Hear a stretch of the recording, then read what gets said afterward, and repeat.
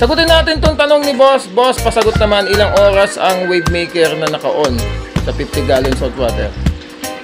Kahit anong ano yan, kahit ilang galon po yan, Boss. Ang wave maker ay 24/7 nakabukas yan. Hanggang masira na yan. Okay? Kasi kailangan talaga ng current o puwersa ng mga isda natin, no? Kaya kailangan lagi yang naka-on. Actually, may mga mamahaling wave maker na yung wave maker na pwede mong iset yung iset yung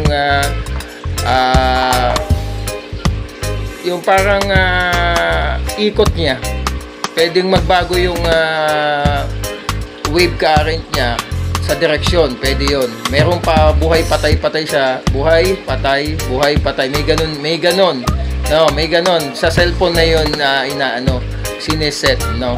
So, ang alam ko sa ganong wave maker nagkakalaga ng 5,000 pataas. 5K pataas. Ganon yun, no. So, kung gusto mo ng ganon, mas maganda yun, no. So, hoping nasagot ko yung tanong mo, Boss. Basta 24/7 dapat merong wave lagi ang aquarium mo. Yan ang mahalaga po sa ating saltwater fish, okay? Lalo na sa mga inverts natin gaya ng mga anemones, no? Okay? So ano nga ba yung mga ginagamit natin? Pakita ko sa mga newbie o mga gusto mag-maintenance o mag-maintenance na, lalo na yung mga newbie. Ito po yung asin na ginagamit po natin. O, pang cycle din. Ito, Urepsol, lagay ko na lang po. Nag-affiliate po tayo niyan. Again, hindi po akin yan. Lagay ko na lang po sa basket o sa comment section. Ito naman po yung fish food na ginagamit natin. At ito naman po yung pinapakain po natin sa mga malalapad na isda, siyempre sa anemone, kasi anemone po ito. Sa mga malalapad na isda, pwede to, lalo na yung mga bagong huli, at yung mga bumili ng mga malalapad na isda, mga angels, butterfly, mga tangs na hindi nila nakikita ang kumakain sa pinila nila. Ito, ang ipakain ninyo. At siyempre, ano yung bacteria yung ginagamit namin? Ito, pang-introduce din to ng bagong isda, pag maglalagay para hindi mabigla yung isda. At siyempre, pang-cycle.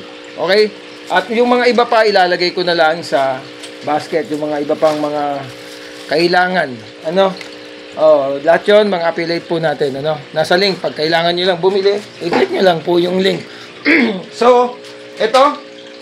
Pag gusto nyo magpa-cycle lang ganito, ayan, 15 gallon po yan. Ito po may-ari na. Pero kung gusto nyo po, ayan.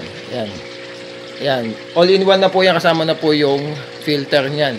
Okay? So, ipaprocess lang po namin. At syempre, kung gusto nyo maliit-liit lang, ito, may-ari na nito.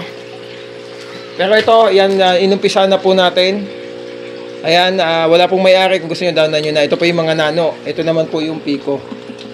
Yan. Kung gusto nyo, para pag natapos, sa inyo na. At syempre, ito yung mga stocks natin ngayon. May mga percula tayo.